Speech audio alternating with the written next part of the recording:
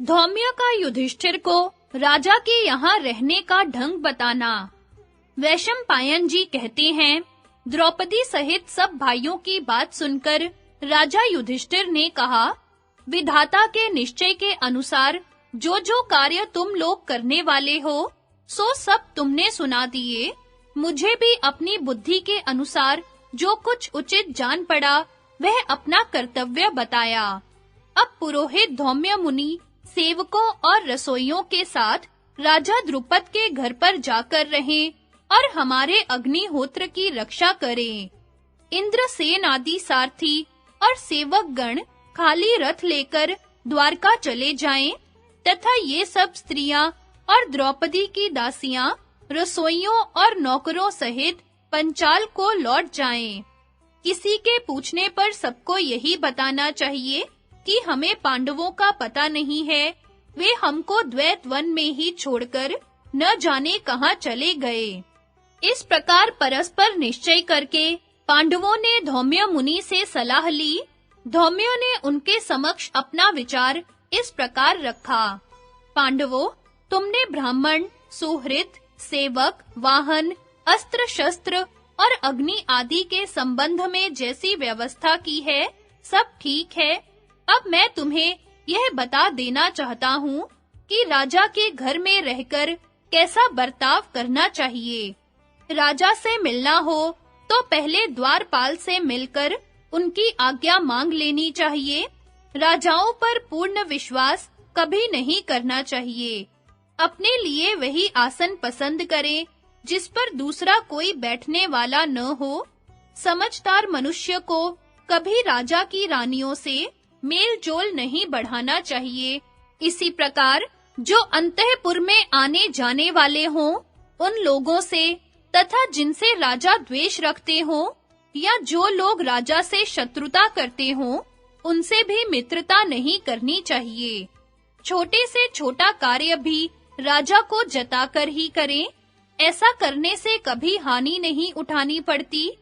अग्नि और देवता के समान मानकर प्रतिदिन प्रयत्न पूर्वक राजा की परिचर्या करनी चाहिए। जो उनके साथ कपटपूर्ण बर्ताव करता है, वह निस्संदेह मारा जाता है। राजा जिस कार्य के लिए आज्ञा दे, उसका ही पालन करें।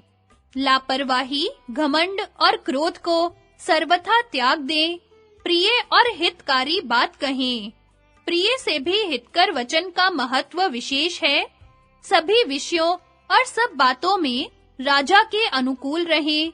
जो चीज राजा को पसंद न हो, उसका कदापि सेवन न करें। उसके शत्रुओं से बातचीत करना छोड़ दें और कभी भी अपने स्थान से विचलित न हो। ऐसा बर्ताव करने वाला मनुष्य ही राजा के यहाँ रह सकता है। विद्वान पुरुष राजा के दाहिने या बाएं भाग में बैठे। जो शस्त्र लेकर पहरा देने वाला हो, उन्हें राजा के पिछले भाग में रहना चाहिए।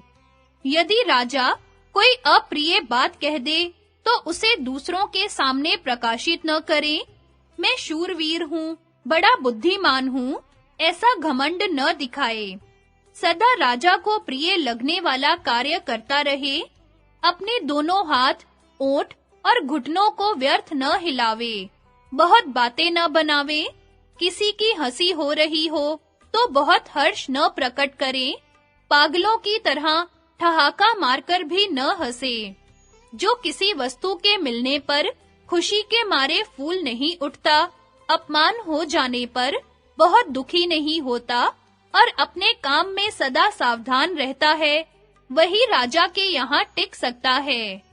यदि कोई मंत्री पहले राजा का कृपा पात्र रहा हो और पीछे अकारण उसे दंड भोगना पड़े, तो भी यदि वह उसकी निंदा नहीं करता, तो फिर उसे संपत्ति प्राप्त हो जाती है। सदा अपना ही लाभ सोचकर राजा की दूसरों के साथ अधिक बातचीत नहीं करानी चाहिए। युद्ध आदि योग्य अवसरों पर राजा को सब प्रकार की राजोचित शक्तियों से विशिष्ट बनाने का प्रयत्न करते रहना चाहिए। जो सदा उत्साह दिखाने वाला, बुद्धि बल से युक्त, शूरवीर, सत्यवादी, दयालु, जितेंद्रिय और छाया की भांति राजा के पीछे चलने वाला हो, वही राजा के घर में गुजारा कर सकता है। जब दूसरे को किसी काम के लिए भेजा जा रहा हो, उस समय जो स्वयं ही उठकर आगे आ जाए और पूछे, मेरे लिए क्या आज्ञा है, वही राजभवन में टिक सकता है। राजा के समान अपनी वेशभूषा न बनावे, उनके अत्यंत निकट न रहे तथा अनेकों प्रकार की विरुद्ध सलाह न दिया करे। ऐसा करने से ही मनुष्य राजा का प्रिय हो सकता है। यदि राजा ने किसी काम पर नियुक्त कर दिया हो, तो उसमें दूसरों से घूस के रूप में थोड़ा भी धन न लेवें, क्योंकि जो चोरी का धन लेता है, उसे किसी न किसी दिन बंधन अथवा वध का दंड भोगना पड़ता है। पांडवों, इस प्रकार प्रयत्न पूर्वक अपने मन को वश में रखकर अच्छा बर्ताव करते हुए 13वां वर्ष पूर्ण करो। इसके बाद अपने देश में आकर स्वच्छंद विचरना। युधिष्ठिर बोले, ब्राह्मण, आपने हम लोगों को बहुत अच्छी सीख दी। हमारी माता कुंती और महाबुद्धिमान विदुर जी को छोड़कर दूसरा कोई नहीं है जो ऐसी बात बता सके। अब हमें इस दुख से छुटकारा दिलाने, यहाँ से प्रस्थान करने और विजयी होने के लिए जो कर्तव्य आवश्यक हो, उसे आप पूरा करें। वैशंपायन जी कहते हैं, राजा युधिष्ठिर के ऐसा कहने पर ब्राह्मणों में श्रेष्ठ धौम्य जी ने यात्रा के समय जो कुछ भी शास्त्र विहित कर्तव्य है, उसका विधिवत संपादन किया। पांडवों की अग्निहोत्र संबंधी अग्नि को प्रज्वलित करके उन्होंने उनकी समृद्धि और विजय के लिए वेद मंत्र पढ़कर हवन किया। इसके बाद पांडवों ने अग्नि, ब्राह्मण और तपस्वियों की प्रदक्षिणा की और द्रौपदी को आगे करके वे अज्ञातवास के लिए चल दिए। उनके चले जाने पर धौम्य जी उस आह्वनीय अग्नि को लेकर पंचाल देश में चले गए तथा इंद्रसेन आदि सेवक द्वारका जाकर रथ और घोड़ों की रक्षा करते हुए आनंद पूर्वक रहने लगे। पांडवों का मत्स्य देश में जाना, शमी वृक्ष पर अस्त्र रखना और युधिष्ठिर, भीम तथा द्रौपदी का क्रमशः राजमहल में पहुंचना।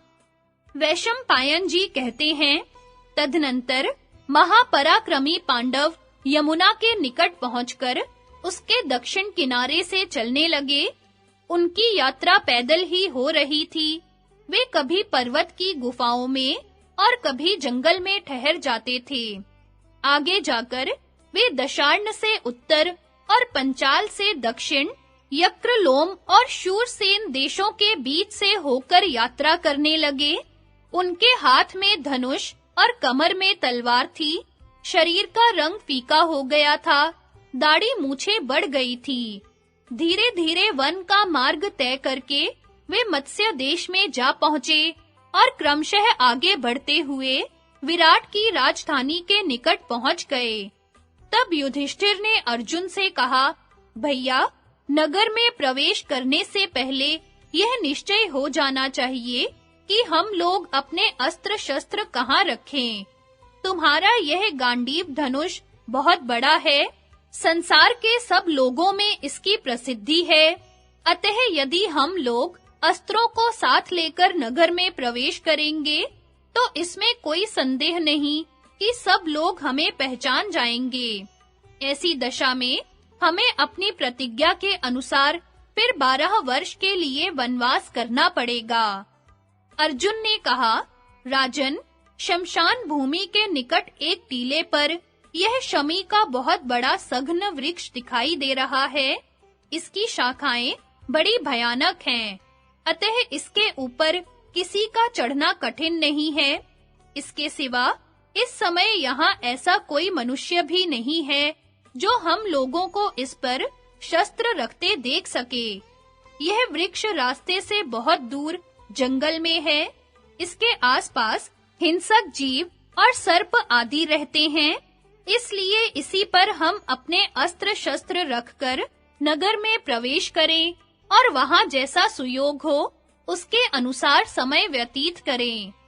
वैशंपायन जी कहते हैं, धर्मराज से यूं कहकर अर्जुन अस्त्र शस्त्रों को वहां रखने का उद्योग करने लगे। पहले सबने अपने-अपने धनुष की डोरी उतार ली, फिर चमकती हुई तलवारों, तरकसों और छुरे के समान तीखी धार वाले बाणों को धनुष के साथ बांधा। तब युधिष्ठिर ने नकुल से कहा, वीर, तुम शमी पर चढ़कर ये धनुष रख दो। आज्ञा पाते ही नकुल उस वृक्ष पर चढ़ गए और उसके खोडरे में, जहां वर्षा का पानी पड़ने की संभावना नहीं थी, सबके धनुष रखकर उन्होंने एक मजबूत रस्सी से शाखा के साथ बांध दिया। इसके बाद पांडवों ने एक मुर्दे की लाश लाकर उसे उस वृक्ष पर लटका दिया, जिससे उसकी दुर्गंध के कारण कोई मनुष्य वृक्ष के निकट न आ सके। यह सब प्रबंध करके युधिष्ठिर ने पांचों भाइयों का एक-एक गुप्त नाम रखा, जो क्रमशः इस प्रकार है: जय, जयंत, विजय, जयतसेन और जयद्वल। फिर अपनी प्रतिज्ञा के अनुसार अज्ञातवास करने के लिए उन्होंने विराट के बहुत बड़े नगर में प्रवेश किया। नगर में प्रवेश करते समय महाराज युधिष्ठिर ने भाइयों के साथ मिलकर त्रिभुवनेश्वरी दुर्गा का स्तवन किया। देवी प्रसन्न हो गई और उन्होंने प्रकट होकर विजय तथा राज्य प्राप्ति का वरदान दिया और यह भी कहा कि विराट नगर में तुम्हें कोई पहचान नहीं। वे राजा विराट की सभा में गए। राजा विराट राजसभा में बैठे थे। सबसे पहले युधिष्ठिर उनके दरबार में पहुंचे। वे एक वस्त्र में पासे बांधकर लेते गए थे। वहां पहुंचकर उन्होंने राजा से निवेदन किया कि सम्राट, मैं एक ब्राह्मण हूँ, मेरा सर्वस्व लुट गया है, इसलिए मैं आपके यहाँ जीविका के लिए आया हूँ। आपकी इच्छा के अनुसार सब कार्य करते हुए आप ही के निकट रहने की मैं इच्छा करता हूँ। राजा ने बड़ी प्रसन्नता के साथ उनका स्वागत किया और उनकी प्रार्थना स्वीकार कर ली। फिर प्रेम पूर्वक पूछा, ब्राह्मण देवता, मैं यह जानना चाहता हूँ कि तुमने किस राजा के राज्य से यहाँ पधारने का कष्ट किया है? तुम्हारा नाम और गोत्र क्या है तथा तुम कौन सी कला जानते हो? युधिष्ठिर बोले, राजन, मैं व्याघ्रपात गोत्र में उत्पन्न हुआ हूँ। मेरा नाम है कंक। पहले मैं राजा युधिष्ठिर के साथ रहता था। जुआ खेलने वालों में पासा फेंकने की कला का मुझे विशेष ज्ञान है। विराट ने कहा, कंक, मैंने तुम्हें अपना मित्र बनाया। जैसी सवारी में मैं चलता हूँ, वैसी ही तुम्हें भी मिलेगी। पहनने के वस्त्र और भोजन पान आदि का प्रबंध भी पर्याप्त मात्रा में रहेगा। बाहर के राज्य, कोष और सेना आदि तथा भीतर के धन दारा आदि की देखभाल तुम पर छोड़ता हूँ। तुम्हारे लिए राजमहल का फाटक सदा खुला रहेगा। तुमसे कोई पर्दा नहीं रखा जाएगा। जो लोग जीविका के बिना कष्ट पाते हो और तुम्हारे पास आकर याचना करें, उनकी प्रार्थना तुम हर समय मुझको सुना सकते हो। तुम्हें विश्वास दिलाता हूँ कि उन याचकों की सभी कामनाएं मैं पूर्ण करूँगा। तुम मुझसे कुछ भी कहते समय भय या संकोच न करना। राजा से इस प्रकार बातचीत करके युधिष्ठिर बड़े सम्मान के साथ वहां सुखपूर्वक रहने लगे। उनका गुप्त रहस्य किसी पर प्रकट न हुआ। तदनंतर सिंह किसी मस्त चाल से चलते हुए भीमसेन राजा के दरबार में उपस्थित हुए। उनके हाथ में चमचा, करछी और साग काटने के लिए एक लोहे का काला छुरा था। वेश तो रसोइये का था, पर उनके शरीर से तेज निकल रहा था। उन्होंने आते ही कहा, राजन, मेरा नाम बल्लव है। मैं रसोई का काम जानता हूँ। मुझे बहुत अच्छा भोजन बनाना आता है। आप इस काम के लिए मुझे रख लें। विराट ने कहा, बल्लव, मुझे विश्वास नहीं होता कि तुम रसोइये हो। तुम तो इंद्र के समान तेजस्वी और पराक्रमी दिखाई देते हो। भीमसेन बोले, महाराज, विश्वास कीजिए, मैं रसोइया हूँ और आपकी सेवा करने आया हूँ। राजा युधिष्ठिर ने भी मेरे बनाए हुए भोजन का स्वाद लिया है। इसके सिवा जैसा कि आपने कहा है, मैं पराक्रमी भी हूँ। बल में मेरे समान दूसरा कोई नहीं है। पहलवानी में भी मेरी बराबरी कोई नहीं कर सकता। मैं सिंहों और हाथियों से युद्ध करके आपको प्रसन्न किया करूँगा। विराट ने कहा, अच्छा, भैया तुम अपने को भोजन बनाने के काम में कुशल बताते हो, तो यही काम करो। यद्यपि मैं यह काम तुम्हारे योग्य नहीं समझता, तथापि तुम्हारी इच्छा देखकर स्वीकार कर रहा हूँ। तुम मेरी पाकशाला के प्रधान अधिकारी रहो। जो लोग पहले से उसमें काम कर रहे हैं, मैं तुम्हें उन सबका स्वामी बना रहा हूँ। इस प्रकार भीमसेन राजा विराट की पाकशाला के प्रधान रसोइये हुए। उन्हें कोई पहचान ना सका। राजा के वे बड़े ही प्रिय हो गए। इसके बाद द्रौपदी सैरंध्री का सा वेश बनाए दुखिया की तरह नगर में भटकने लगी। उस समय राजा विराट की रानी सुदेशना अपने महल से नगर की शोभा देख रही थी। उनकी दृष्टि द्रौपदी पर पड़ी। वह एक वस्त्र धारण किए अनाथा सी जान पड़ती थी। रूप तो उसका अद्भुत था ही। रानी ने उसे अपने पास बुलाकर पूछा, कल्याणी, तुम कौन हो और क्या करना चाहती हो? द्रौपदी ने कहा, महारानी, मैं सैरंध्री हूँ और अपने योग्य काम चाहती हूँ। जो मुझे नियुक्त करेगा, मैं उसका कार्य करूँगी। सुदेशना बोली, भामिनी, तुम्हारे जैसी रूपवती स्त्रियां सैरंध्री नहीं हुआ करती। तुम तो बहुत से दास और दासियों की स्वामिनी जान पड़ती हो। बड़ी-बड़ी आंखें, लाल-लाल ओंठ, शंख के समान गला, नस और नाड़ियां मांस से ढकी हुई और पूर्ण चंद्रमा के समान मनोहर मुखमंडल। यह है तुम्हारा सुंदर रूप, जिससे लक्ष्मी सी जान पड़ती हो। अतः सच-सच बताओ, तुम कौन हो? यक्ष या देवता तो नहीं हो, अथवा तुम कोई अप्सरा, देवकन्या, नागकन्या या चंद्रपत्नी रोहिणी या इंद्राणी तो नहीं हो, अथवा ब्रह्मा या प्रजापति की देवियों में से कोई हो। द्रौपदी बोली, रानी, मैं सच कहती हूँ, देवता या गंधर्वी नहीं हूँ, सेवा का काम करने वाली सैरंध्री हूँ। बालों को सुंदर बनाना और गूंथना जानती हूँ। चंदन या अंगराग भी बहुत अच्छा तैयार करती हूँ। मल्लिका, उत्पल, कमल और चंपा आदि फूलों के बहुत सुंदर एवं विचित्र हार गूंथ सकती हूँ। आज से पहले मैं महारानी द्रौपदी की सेवा में रह चुकी हूँ। जहाँ-तहाँ घूम फिरकर सेवा करती रहती हूँ और भोजन तथा वस्त्र के सिवा और कुछ नहीं लेती। वह भी जितना मिल जाए उतने से ही संतोष कर लेती हूँ। सुदेशना ने कहा, यदि राजा तुम पर मोहित न हो, तो मैं तुम्हें अपने सिर पर रख सकती हूँ। किंतु मुझे संदेह है कि राजा तुम्हें देखते ही संपूर्ण चित्त से तुम्हें चाहने लगेंगे। द्रौपदी बोली, महारानी, राजा विराट अथवा कोई भी परपुरुष मुझे प्राप्त नहीं कर सकता। 5 तरुण गंधर्व मेरे पति हैं, जो सदा मेरी रक्षा करते रहते हैं। जो मुझे अपनी जूठन नहीं देता, मुझसे पैर नहीं धुलवाता, उसके ऊपर मेरे पति गंधर्व लोग प्रसन्न रहते हैं। परंतु जो मुझे अन्य साधारण स्त्रियों के समान समझकर बलपूर्वक प्राप्त करना चाहता है, उसको उसी रात में शरीर त्याग करना पड़ता है। मेरे पति उसे मार डालते हैं, अतः कोई भी पुरुष मुझे सदाचार से विचलित नहीं कर सकता। सुदेशना ने कहा, नंदिनी, यदि ऐसी बात है तो मैं तुम्हें अपने महल में रखूंगी। तुम्हें पैर या जूठन नहीं छूने पड़ेंगे। विराट की रानी ने जब इस प्रकार आश्वासन दिया, तब पातिव्रत धर्म का पालन करने वाली सती द्रौपदी वहां रहने लगी। उसे भी कोई पहचान न सका। सहदेव, अर्जुन और नकुल का विराट के भवन में प्रवेश।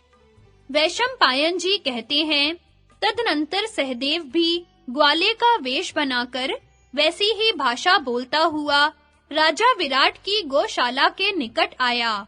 उस तेजस्वी पुरुष को बुलाकर राजा स्वयं उसके समीप गए और पूछने लगे, तुम किसके आदमी हो? कहाँ से आए हो? कौन सा काम करना चाहते हो?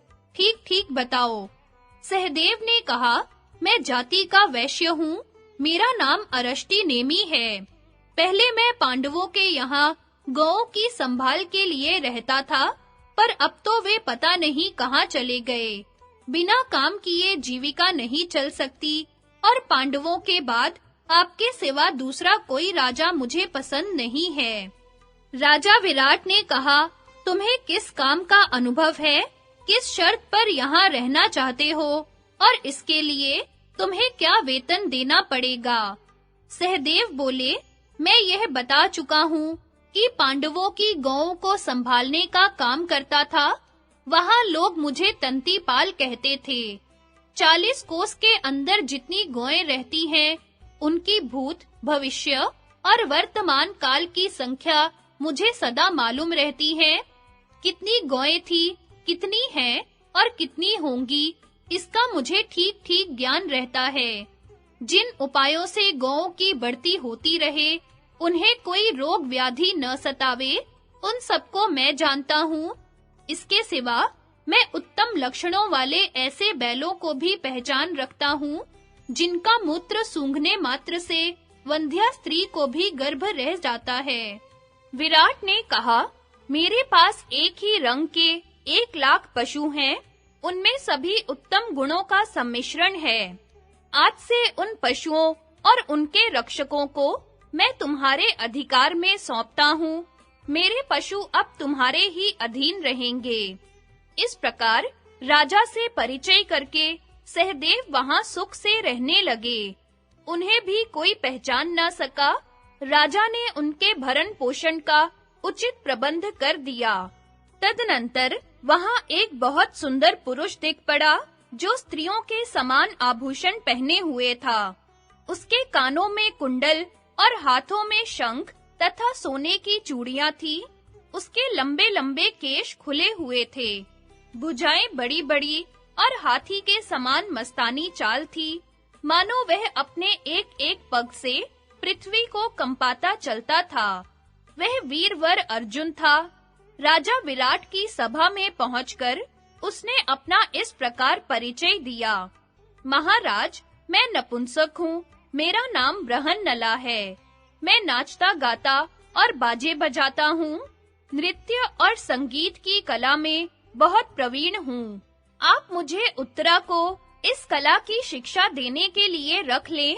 मैं महारानी के यहाँ नाचने का काम बृहन्नले, तुम्हारे जैसे पुरुष से तो यह काम लेना मुझे उचित नहीं जान पड़ता। तथापि मैं तुम्हारी प्रार्थना स्वीकार करता हूँ।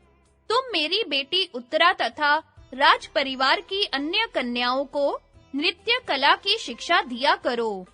यह कहकर मत्स्य नरेश ने बृहन्नला की संगीत, नृत्य और बाजा बजाने की कलाओं में परीक्षा की। इसके बाद अपने मंत्रियों से यह सलाह ली कि इसे अंतःपुर में रखना चाहिए या नहीं। तब उसे कन्या के अंतःपुर में रहने की आज्ञा मिली। वहां रहकर अर्जुन उत्तरा और उसकी सखियों को तथा अन्य दासियों को भी गाने बजाने और नाचने की शिक्षा देने लगे। इससे वे उन सबके प्रिय हो गए। कपट वेश में कन्याओं के साथ रहते हुए भी अर्जुन सदा अपने मन को पूर्ण रूप से वश में रखते थे। इससे बाहर या भीतर का कोई भी उन्हें पहचान न सका। इसके बाद नकुल अश्वपाल का वेश धारण किए राजा विराट के यहाँ उपस्थित हुआ और राजभवन के पास इधर-उधर घूम फिरकर घोड़े देखने लगा। फिर राजा के दरबार में आकर उसने कहा, महाराज, आपका कल्याण हो। मैं अश्वों को शिक्षा देने में निपुण हूँ। बड़े-बड़े राजाओं के यहाँ आदर पा चुका हूँ। मेरी इच्छा है कि यहाँ घोड़ों को शिक्षा देने का काम करूँ। विराट ने कहा, मैं तुम्हें रहने के लिए घर, सवारी और बहुत सा धन दूंगा। तुम हमारे यहाँ घोड़ों को शिक्षा देने का काम कर सकते हो। किंतु पहले यह तो बताओ तुम्हें अश्व संबंधी किस कला का विशेष ज्ञान है? साथ ही अपना परिचय भी दो। नकुल ने कहा, महाराज, मैं घोड़ों की जाति और स्वभाव पहचानता हूँ, उन्हें शिक्षा देकर सीधा कर सकता हूँ। दुष्ट घोड़ों को ठीक करने का भी उपाय जानता हूँ। इसके सिवा घोड़ों की चिकित्सा का भी मुझे पूरा ज्ञान है। मेरी सिखाई हुई घोड़ी भी नहीं बिगड़ती, फिर घोड़ों की तो बात ही क्या है। मैं पहले राजा युधिष्ठिर के यहाँ काम करता था। वहाँ वे तथा दूसरे लोग भी मुझे ग्रंथिक नाम से पुकारते थे। विराट बोले, मेरे यहाँ जितने घोड़े और वाहन हैं, उन सबको मैं आज से तुम्हारे अधीन करता हूँ। घोड़े जोतने वाले पुराने सारथी लोग भी तुम्हारे अधिकार में रहेंगे। तुमसे मिलकर आज मुझे उतनी ही प्रसन्नता हुई है जितनी राजा युधिष्ठिर के दर्शन से होती थी। इस प्रकार राजा विराट से सम्मानित होकर नकुल वहां रहने लगे। नगर में घूमते समय भी उस सुंदर युवक को कोई पहचान नहीं पाता था, जिसके दर्शन मात्र से ही पापों का नाश हो जाता था। वे समुद्र पर्यंत पृथ्वी के स्वामी पांडव लोग इस तरह अपनी प्रतिज्ञा के अनुसार अज्ञातवास की अवधि पूरी करने लगे। भीमसेन के हाथ से जीमूत नामक मल्ल का वध। राजा जन्मेजय ने पूछा, ब्राह्मण, इस प्रकार जब पांडव लोग विराट नगर में छिपकर रहने लगे, उसके बाद उन्होंने क्या किया? वैशंपायन जी बोले, राजन, पांडवों ने वहां छिपे रहकर राजा विराट को प्रसन्न रखते हुए जो कुछ कार्य किया, उसे सुनो। पांडवों को धृतराष्ट्र के पुत्रों से सदा शंका बनी रहती थी, इसलिए वे द्रौपदी की देख-रेख रखते हुए बहुत छिपकर रहते थे, मानो उन्हें माता के गर्भ में निवास कर रहे हो। इस प्रकार जब 3 महीने बीत गए और चौथे महीने का आरंभ हुआ, उस समय मत्स्य देश में ब्रह्म महोत्सव का बहुत बड़ा समारोह हुआ। उसमें सभी दिशाओं से हजारों पहलवान जुटे थे। वे सबके सब बड़े बलवान थे और राजा उनका विशेष सम्मान किया करते थे। उनके कंधे, कमर और ग्रीवा सिंह के समान थे। शरीर का रंग गोरा था। राजा के निकट उन्होंने अनेकों बार अखाड़े में विजय पाई थी। उन सब पहलवानों में भी एक सबसे बड़ा था। उसका नाम था जीमूत। उसने अखाड़े में उतरकर एक-एक करके सबको लड़ने के लिए बुलाया, परंतु उसे कूदते और पैंतरे बदलते देख किसी को भी उसके पास जाने की हिम्मत नहीं होती थी। जब सभी पहलवान उत्साहहीन और उदास हो गए, तब मत्स्य नरेश ने अपने रसोइये को उसके साथ भिड़ने की आज्ञा दी। राजा का सम्मान रखने के लिए भीमसेन ने सिंह के समान धीमी चाल से चलकर रंगभूमि में प्रवेश किया। फिर उन्हें लंगोटा कसते देख वहां की जनता ने हर्ष ध्वनि की। भीमसेन ने युद्ध के लिए तैयार होकर वृत्रासुर के समान विख्यात पराक्रमी जीमूत को ललकारा। दोनों में ही लड़ने का उत्साह था। दोनों ही भयानक पराक्रम दिखाने वाले थे और दोनों के ही शरीर 60 वर्ष के मतवाले हाथी के समान ऊंचे तथा हृष्ट-पुष्ट थे। पहले उन दोनों ने एक दूसरे से बाहें मिलाई, फिर वे परस्पर जय की इच्छा से खूब उत्साह से युद्ध करने लगे। जैसे पर्वत और वज्र के टकराने से घोर शब्द होता है, उसी प्रकार उनके पारस्परिक आघात से भयानक चट-चट शब्द होता था। एक दूसरे का कोई अंग जोर से दबता तो दूसरा उसे छुड़ा लेता। दोनों अपने हाथों से मुट्ठी बांध परस्पर प्रहार करते। दोनों के दोनों शरीर से गुथ जाते और फिर धक्के देकर एक दूसरे को दूर हटा देते। कभी एक दूसरे को पटक कर जमीन पर रगड़ता तो दूसरा नीचे से ही कुलांच कर ऊपर वाले को दूर फेंक देता। दोनों के दोनों बलपूर्वक पीछे हटाते और मुक्कों से छाती पर चोट करते। कभी एक को दूसरा अपने कंधे पर उठा लेता और उसका मुंह नीचे करके घुमाकर पटक देता।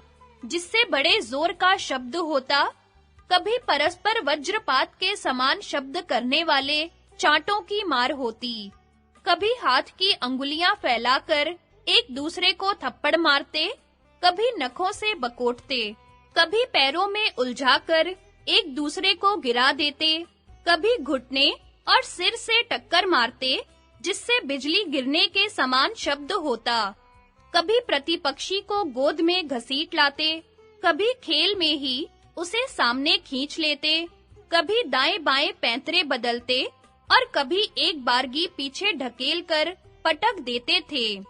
इस प्रकार दोनों के दोनों अपनी ओर खींचते और घुटनों से प्रहार करते थे। केवल बाहुबल, शरीर बल और प्राण बल से ही उन वीरों का भयंकर युद्ध होता रहा, किसी ने भी शस्त्र का उपयोग नहीं किया। तदनंतर जैसे सिंह हाथी को पकड़ लेता है, उसी प्रकार भीमसेन ने उछलकर जी-मूठ को दोनों हाथों से पकड़ लिया और ऊपर उठाकर उसे घुमाना आरंभ किया। उनका यह पराक्रम देखकर सभी पहलवानों और मत्स्य देश के दर्शक लोगों को बड़ा आश्चर्य हुआ। भीम ने उसे 100 बार घुमाया, जिससे वह शिथिल और बेहोश हो गया। इसके बाद उन्होंने पृथ्वी पर पटककर उसका कचूमर निकाल डाला। इस प्रकार भीम के हाथ से उस जगत प्रसिद्ध पहलवान के मारे जाने से राजा विराट को बड़ी खुशी हुई। इस तरह अखाड़े में बहुत से पहलवानों को मार-मार कर भीमसेन राजा विराट के स्नेहभाजन बन गए थे। जब उन्हें युद्ध करने के लिए अपने समान कोई पुरुष नहीं मिलता, तो हाथियों और सिंहों से लड़ा करते थे। अर्जुन भी अपने नाचने और गाने की कला से राजा तथा उनके अंतःपुर की स्त्रियों को प्रसन्न रखते थे। इसी प्रकार नकुल भी अपने द्वारा सिखलाए हुए वेग से चलने वाले घोड़ों की तरह-तरह की चालें दिखाकर मत्स्य नरेश को संतुष्ट करते थे। सहदेव के सिखाए हुए बैलों को देखकर भी राजा बड़े प्रसन्न रहते थे। इस प्रकार सभी पांडव वहां छिपे रहकर राजा विराट का कार्य करते थे। कीचक की आसक्ति और उसके द्वारा द्रौपदी का अपमान। वैशंपायन जी कहते हैं, राजन, पांडवों के मत्स्य नरेश की राजधानी में रहते हुए 10 महीने बीत गए। यज्ञसेन कुमारी द्रौपदी, जो स्वयं स्वामिनी की भांति सेवा के योग्य थी, रानी सुदेशना की शुश्रूषा करती हुई बड़े कष्ट से समय व्यतीत कर रही थी। जब वर्ष पूरा होने में कुछ ही समय बाकी रह गया, तब की बात है। एक दिन राजा विराट के सेनापति महाबली कीचक की दृष्टि उस द्रौपदी पर पड़ी, जो राजमहल में देवकन्या के समान विचर रही थी। यह कीचक राजा विराट का साला था। वह सैरंध्री को देखते ही काम बाण से पीड़ित होकर उसे चाहने लगा। कामना की आग में जलता हुआ कीचक अपनी बहन रानी सुदेशना के पास गया और हंस-हंस कर कहने लगा, सुदेशने, यह सुंदरी जो मुझे अपने रूप से उन्मत्त बना रही है, पहले तो कभी इस महल में नहीं देखी गई थी। देवांगना के समान यह मन को मोहे लेती है। बताओ, यह कौन है, किसकी स्त्री है और कहां से आई है? मेरा चित्त इसके अधीन हो चुका है। अब इसकी प्राप्ति के सिवा दूसरी कोई औषधि नहीं है जो मेरे हृदय को शांति दे सके। अहो, बड़े आश्चर्य की बात है कि यह तुम्हारे यहाँ दासी का काम कर रही है। यह कार्य कदापि इसके योग्य नहीं है। मैं तो इसे अपनी तथा अपने सर्वस्व की स्वामिनी बनाना चाहता हूँ। इस प्रकार रानी सुदेशना से कहकर कीचक राजकुमारी द्रौपदी के पास आकर बोला, कल्याणी, तुम कौन हो, किसकी कन्या हो और कहां से आई हो? ये सब बातें मुझे बताओ। तुम्हारा यह सुंदर रूप, यह दिव्य छवि और यह सुकुमारता संसार में सबसे बढ़कर है, और यह उज्जवल मुख तो अपनी कमनीय कांति से चंद्रमा को भी लज्जित कर रहा है। तुम जैसी मनोहारिणी स्त्री इस पृथ्वी पर मैंने आज से पहले कभी नहीं देखी थी। सुमुखी, बताओ तो तुम कमलों में वास करने वाली लक्ष्मी हो या साकार विभूति? लज्जा, श्री, कीर्ति और कांति, इन देवियों में से तुम कौन हो? यह स्थान तुम्हारे रहने के लायक नहीं है। तुम सुख भोगने के योग्य हो और यहाँ कष्ट उठा रही हो। मैं तुम्हें सर्वोत्तम सुख भोग समर्पण करना चाहता हूँ, स्वीकार करो। इसके बिना तुम्हारा यह रूप और सौंदर्य व्यर्थ जा रहा है। सुंदरी, यदि तुम आज्ञा दो तो मैं अपनी पहली स्त्रियों को त्याग दूं अथवा उन्हें तुम्हारी दासी बनाकर रखूं। मैं स्वयं भी सेवक के समान तुम्हारे अधीन रहूंगा।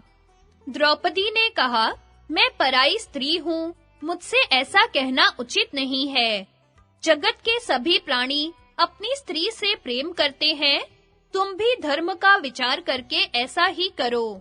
दूसरे की स्त्री की ओर कभी किसी प्रकार भी मन नहीं चलाना चाहिए। सत्पुरुषों का यह नियम होता है कि वे अनुचित कर्मों का सर्वथा त्याग कर देते हैं। सैरंध्री की यह बात सुनकर कीचक बोला, सुंदरी, तुम मेरी प्रार्थना को इस तरह मत ठुकराओ। मैं तुम्हारे लिए बड़ा कष्ट पा रहा हूँ। मुझे अस्वीकार करके तुम्हें बड़ा पछतावा होगा। इस संपूर्ण राज्य पर मेरा ही शासन है। मैं किसी को भी उजाड़ने बसाने की शक्ति रखता हूँ। शारीरिक बल में भी मेरे समान इस पृथ्वी पर कोई नहीं है। मैं अपना सारा राज्य तुम पर निछावर कर रहा हूँ। पटरानी बनो और मेरे साथ सर्वोत्तम भोग भोगो। सैरंध्री बोली, सूतपुत्र, तू इस प्रकार मोह के फंदे में पड़कर अपनी जान न गवा। याद रख, 5 गंधर्व मेरे पति हैं। वे बड़े भयानक हैं और सदा मेरी रक्षा करते रहते हैं। अतः इस कुत्सित विचार को त्याग दे, नहीं तो मेरे पति कुपित होकर तुम्हें मार डालेंगे। क्यों अपना सर्वनाश कराना चाहता है? कीचक, मुझ पर कुदृष्टि डालकर तू आकाश, पाताल या समुद्र में भी भागकर छिपे तो भी मेरे आकाशचारी पतियों के हाथ से जीवित नहीं बच सकता। जैसे कोई रोगी कष्ट पाकर मौत को बुलाए, उसी प्रकार तू भी काल रात्रि के समान मुझसे क्यों याचना कर रहा है? राजकुमारी द्रौपदी के ठुकराने पर कीचक काम संतप्त हो सुदेशना के पास जाकर बोला, बहन, जिस उपाय से भी सैरंध्री मुझे स्वीकार करे सो करो, नहीं तो मैं उसके मोह में प्राण दे दूंगा। इस प्रकार विलाप करते हुए कीचक की बात सुनकर रानी ने कहा, भैया, मैं सैरंध्री को एकांत में तुम्हारे पास भेज दूंगी। वहां यदि संभव हो तो उसे अपने इच्छा अनुसार समझा बुझाकर प्रसन्न कर लेना। अपनी बहन की बात मानकर कीचक वहां से चला गया और किसी पर्व के दिन अपने घर पर उसने खाने पीने की बहुत उत्तम सामग्री तैयार करवाई। तत्पश्चात सुदेशना को उसने भोजन के लिए आमंत्रित किया। सुदेशना ने सैरंध्री को बुलाकर कहा, कल्याणी, मुझे बड़े जोर की प्यास लग रही है। तुम कीचक के घर जाओ और वहां से पीने योग्य रस ले आओ। सैरंध्री बोली, रानी, मैं उसके घर नहीं जाऊंगी। आप तो जानती ही हैं कि वह कितना बड़ा निर्लज्ज है। मैं आपके यहाँ व्यभिचारिणी होकर नहीं रहूंगी। जिस समय मेरा इस महल में प्रवेश हुआ था, उस समय की प्रतिज्ञा तो आपको याद होगी ही। फिर मुझे क्यों भेज रही है? मूर्ख कीचक काम से पीड़ित हो रहा है, देखते ही मेरा अपमान कर बैठेगा। आपके यहाँ और भी तो बहुत सी दासियां हैं, उन्हीं में से किसी को भेज दीजिए। मैं तो अपमान के डर से वहां नहीं जाना चाहती। सुदेशना ने कहा, मैं तुम्हें यहाँ से भेज रही हूँ, अतः वह कदापि अपमान नहीं कर सकता।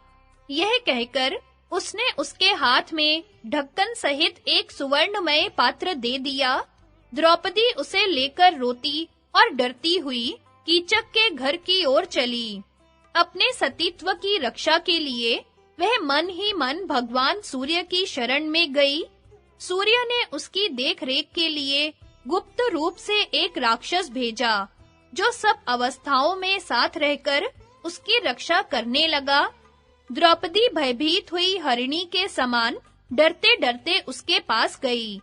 उसे देखते ही वह आनंद में भरकर खड़ा हो गया और बोला, सुंदरी, तुम्हारा स्वागत है। मेरे लिए आज की रात्रि का प्रभात बड़ा मंगलमय होगा। मेरी रानी, तुम मेरे घर आ गई, अब मेरा प्रिय काम करो। द्रौपदी बोली, मुझे महारानी सुदेशना ने तुम्हारे पास यह कहकर भेजा है कि शीघ्र जाकर पीने योग्य रस ले आओ, प्यास सता रही है। कीचक ने कहा, कल्याणी, उसकी मंगाई हुई चीजें दूसरी दासियां पहुंचा देंगी। यह कहकर उसने द्रौपदी का दाहिना हाथ पकड़ लिया। द्रौपदी बोली, पापी, यदि मैंने आज तक कभी मन से भी अपने पतियों के विरुद्ध आचरण नहीं किया हो, तो इस सत्य के प्रभाव से देखूंगी कि तू शत्रु से पराजित होकर पृथ्वी पर घसीटा जा रहा है। इस प्रकार कीचक का तिरस्कार करती हुई द्रौपदी पीछे हट रही थी और वह उसे पकड़ना चाहता था। वह झटके देकर अपने को छुड़ाने का उद्योग कर ही रही थी कि कीचक ने सहसा झपटकर उसके दुपट्टे का छोर पकड़ लिया। अब वह बड़े वेग से उसे काबू में लाने का प्रयत्न करने लगा। बेचारी द्रौपदी बार-बार लंबी सांसें लेने लगी। फिर संभलकर उसने कीचक को बड़े जोर का धक्का दिया, जिससे वह पापी जड़ से कटे हुए वृक्ष की भांति धम से जमीन पर जा गिरा। उसे गिराकर वह कांपती हुई दौड़कर राजसभा की शरण में आ गई। कीचक ने भी उठकर भागती हुई द्रौपदी का पीछा किया और उसके केश पकड़ लिए। फिर राजा के सामने ही उसे पृथ्वी पर गिराकर लात मारी। इतने में सूर्य के द्वारा नियुक्त राक्षस ने कीचक को पकड़कर आंधी के समान वेग से दूर फेंक दिया। कीचक का सारा शरीर कांप उठा और वह निश्चेष्ट होकर पृथ्वी पर गिर पड़ा। उस समय राजसभा में युधिष्ठिर और भीमसेन भी बैठे थे। उन्होंने द्रौपदी का वह अपमान अपनी आंखों देखा। यह अन्याय उनसे सहा नहीं गया। दोनों भाई अमर्ष से भर गए। भीम तो उस दुरात्मा कीचक को मार डालने की इच्छा से क्रोध के मारे दांत पीसने लगे। उनकी आंखों के सामने धुआं छा गया, भौहें टेढ़ी हो गई और ललाट से पसीना निकलने लगा। वे क्रोधावेश में उठना ही चाहते थे कि युधिष्ठिर ने अपना गुप्त रहस्य प्रकट हो जाने के डर से अपने अंगूठे से उनका अंगूठा दबाकर उन्हें रोक दिया। इतने में द्रौपदी सभा भवन के द्वार पर आ गई और मत्स्यराज से सुनाकर कहने लगी, मेरे पति संपूर्ण जगत को मार डालने की शक्ति रखते हैं, किंतु वे धर्म के पाश में बंधे हुए हैं। मैं उनकी सम्मानित धर्म पत्नी हूँ, तो भी आज एक सूत पुत्र ने मुझे लात मारी है। हाय, जो शरणार्थियों को सहारा देने वाले हैं और इस जगत में गुप्त रूप से विचरते रहते हैं, वे मेरे पति महारथी वीर आज कहाँ हैं? अत्यंत बलवान और तेजस्वी होते हुए भी वे अपनी इस प्रियतमा एवं पतिव्रता पत्नी को एक सूत के द्वारा अपमानित होते देख कैसे कायरों की भांति बर्दाश्त कर रहे हैं। यहाँ का राजा विराट भी धर्म को दूषित करने वाला है। इसने एक निरपराध स्त्री को अपने सामने मार खाते देखकर भी सहन कर लिया है। भला इसके रहते हुए मैं अपने इस अपमान का बदला क्यों कर ले सकती हूँ? यह राजा होकर भी कीचक के प्रति राजोचित न्याय नहीं कर रहा है। मत्स्यराज, तुम्हारा यह लुटेरों का सा धर्म इस राजसभा में शोभा नहीं देता। तुम्हारे निकट आकर भी कीचक के द्वारा मेरे प्रति जो व्यवहार हुआ है, वह कभी उचित नहीं कहा जा सकता। सभासद लोग भी सूत पुत्र के इस अत्याचार पर विचार करें। वह स्वयं तो पापी है ही, इस मत्स्य नरेश को भी धर्म का ज्ञान नहीं है। साथ ही ये सभासद भी धर्म को नहीं जानते, तभी तो धर्म को न जानने वाले इस राजा की सेवा करते हैं। इस प्रकार आंखों में आंसू भरे द्रौपदी ने बहुत सी बातें कहकर राजा विराट को उलाहना दिया। फिर सभासदों के पूछने पर उसने कलह का कारण बताया। इस रहस्य को जानकर सभी सदस्यों ने द्रौपदी के सत्साहस की प्रशंसा की और कीचक को बारंबार धिक्कारते हुए कहा, यह साध्वी जिस पुरुष की धर्म पत्नी है, उसे जीवन में बहुत बड़ा लाभ मिला है। मनुष्य जाति में तो ऐसी स्त्री का मिलना कठिन ही है। हम तो इसे मानवी नहीं, देवी मानते हैं। इस प्रकार जब सभासद लोग द्रौपदी की प्रशंसा कर रहे थे, युधिष्ठिर ने उससे कहा, सैरंध्री, अब यहाँ खड़ी न हो, रानी सुदेशना के महल में चली जा। तेरे पति गंधर्व अभी अवसर नहीं देखते, इसलिए नहीं आ रहे हैं। वे अवश्य ही तेरा प्रिय कार्य करेंगे और जिसने तुम्हें कष्ट दिया है, उसे नष्ट कर डालेंगे। द्रौपदी चली गई। उसके बाल खुले हुए थे और आंखें क्रोध से लाल हो रही थी। रानी सुदेशना ने उसे रोते और आंसू बहाते देखकर पूछा, कल्याणी, तुम्हें किसने मारा है? क्यों रो रही हो? किसके भाग्य से आज सुख उठ गया, जिसने तुम्हारा अप्रिय किया है? द्रौपदी ने कहा, आज दरबार में राजा के सामने ही कीचक ने मुझे मारा है। सुदेशना बोली, सुंदरी, कीचक काम से मतवाला होकर बारंबार तुम्हारा अपमान कर रहा है। तुम्हारी राय हो तो मैं आज ही उसे मरवा डालूं। द्रौपदी ने कहा, वह जिनका अपराध कर रहा है, वे ही लोग उसका वध करेंगे। अब अवश्य ही वह यमलोक और भीमसेन की बातचीत। वैशंपायन जी कहते हैं, सेनापति कीचक ने जब से लात मारी थी, तब से यशस्विनी राजकुमारी द्रौपदी उसके वध की बात सोचा करती थी। इस कार्य की सिद्धि के लिए उसने भीमसेन का स्मरण किया और रात्रि के समय अपनी शैया से उठकर उनके भवन में गई। उस समय उसके मन में अपमान का बहुत बड़ा दुख था। पाकशाला में प्रवेश करते ही उसने कहा, भीमसेन, उठो उठो, मेरा वह शत्रु महापापी सेनापति मुझे लात मारकर अभी जीवित है, तो भी तुम यहाँ निश्चिंत होकर कैसे सो रहे हो? द्रौपदी के जगाने पर भीमसेन अपने पलंग पर उठ बैठे और उससे बोले, प्रिय, ऐसी क्या आवश्यकता आ पड़ी कि तुम उतावली सी होकर मेरे पास चली आई? देखता हूँ तुम्हारे शरीर का रंग अस्वाभाविक हो गया है। तुम दुर्बल और उदास हो रही हो। क्या कारण है? पूरी बात बताओ, जिससे मैं सब कुछ जान सकूं। द्रौपदी ने कहा, मेरा दुख क्या तुमसे छिपा है? सब कुछ जानकर भी क्यों पूछते हो? क्या उस दिन की बात भूल गए हो, जबकि प्रातिकामी मुझे दासी कहकर भरी सभा में घसीट ले गया था? उस अपमान की आग में मैं सदा ही जलती रहती हूँ। संसार में मेरे सिवा दूसरी कौन राजकन्या है जो ऐसा दुख भोगकर भी जीवित हो? वनवास के समय दुरात्मा जयद्रथ ने जो मेरा स्पर्श किया, वह मेरे लिए दूसरा अपमान था, पर उसे भी सहना ही पड़ा। अब की बार पुनः यहाँ के धूर्त राजा विराट की आंखों के सामने उस दिन कीचक के द्वारा अपमानित हुई। इस प्रकार बारंबार अपमान का दुख भोगने वाली मेरी जैसी कौन स्त्री अपने प्राण धारण कर सकती है? ऐसे अनेकों कष्ट सहती रहती हूँ, पर तुम भी मेरी सुध नहीं लेते। अब मेरे जीने से क्या लाभ है? यहाँ कीचक नाम का एक सेनापति है, जो नाते में राजा विराट का साला होता है।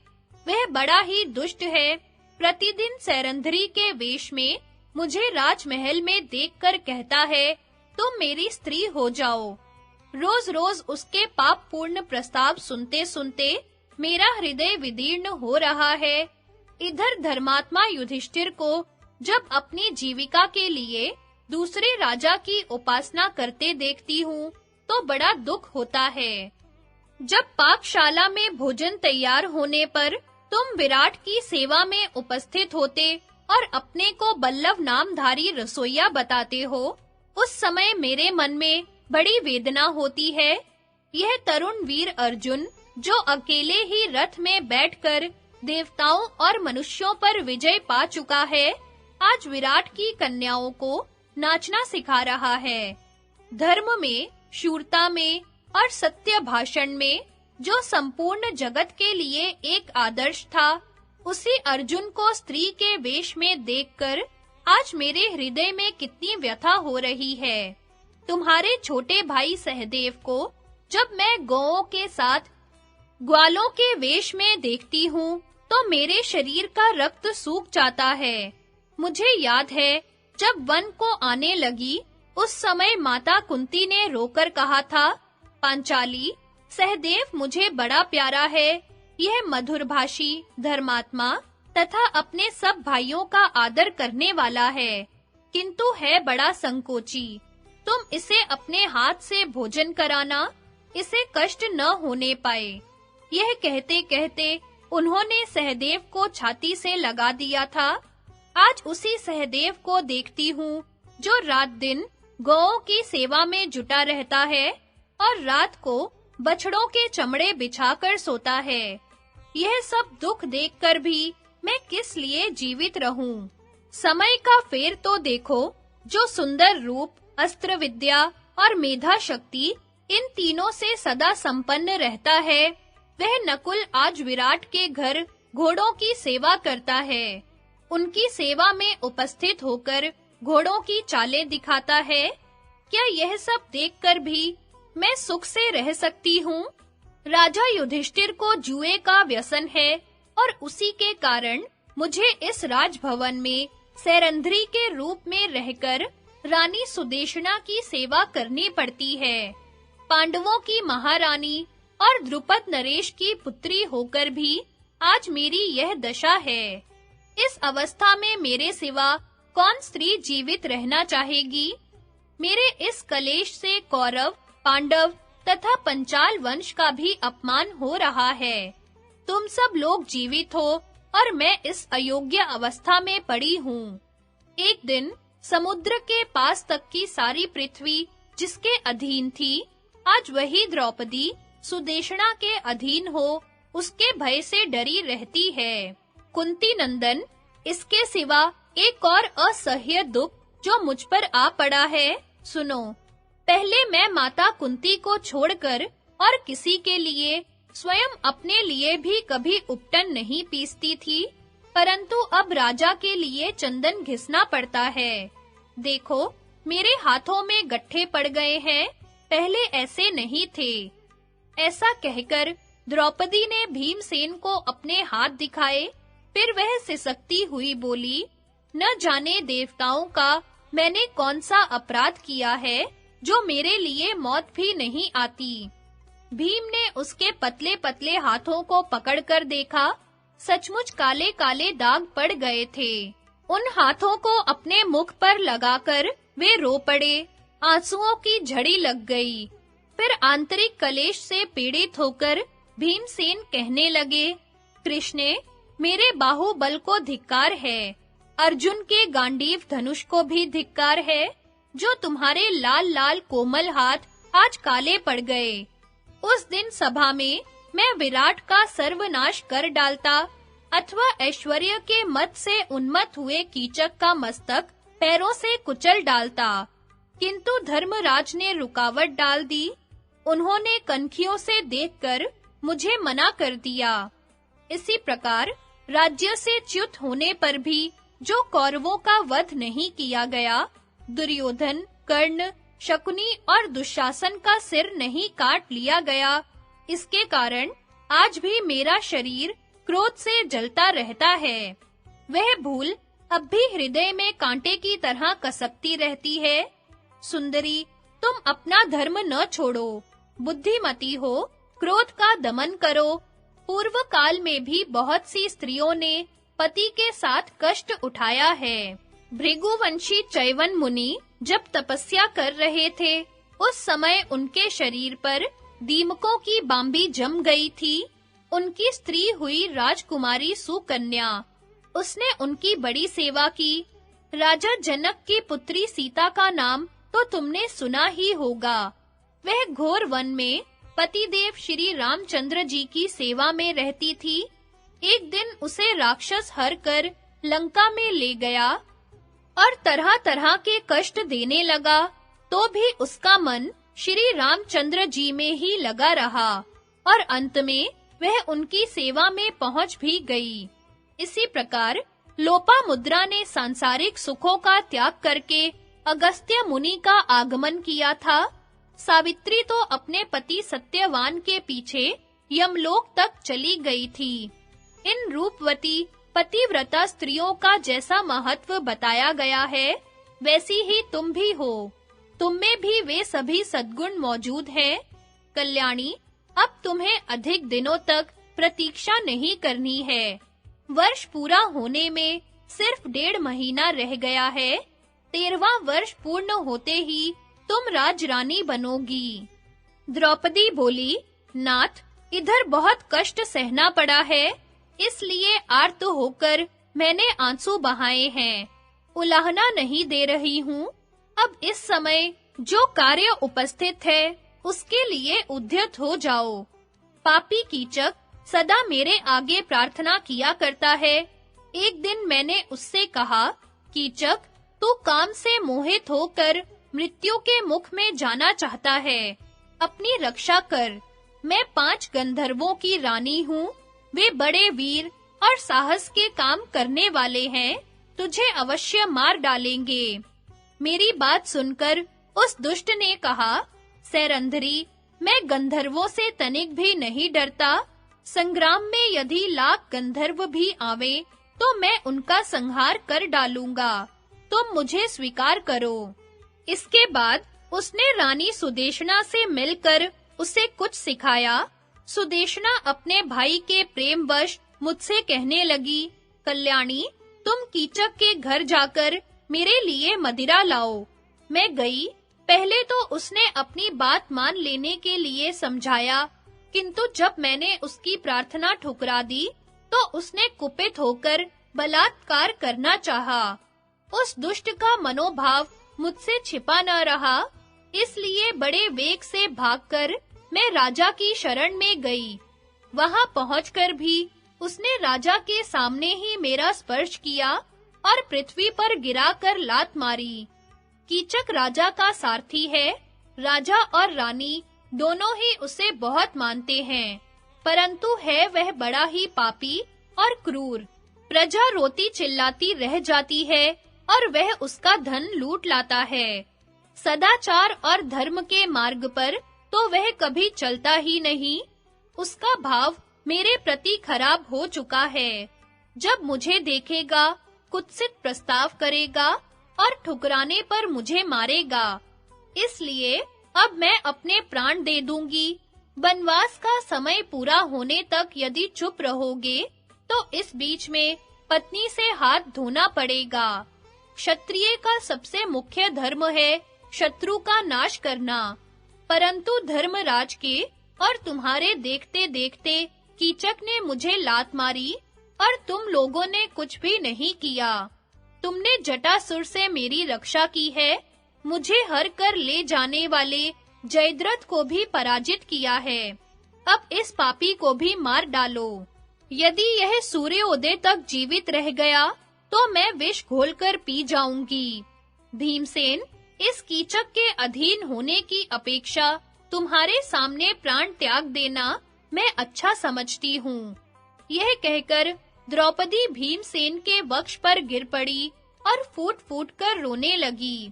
भीम ने उसे हृदय से लगाकर आश्वासन दिया। उसके आंसुओं से भीगे हुए मुख को अपने हाथ से पोंछा और कीचक के प्रति कुपित होकर कहा, कल्याणी, तुम जैसा कहती हो वही करूंगा। आज कीचक को उसके बंधु बांधवों सहित मार डालूंगा।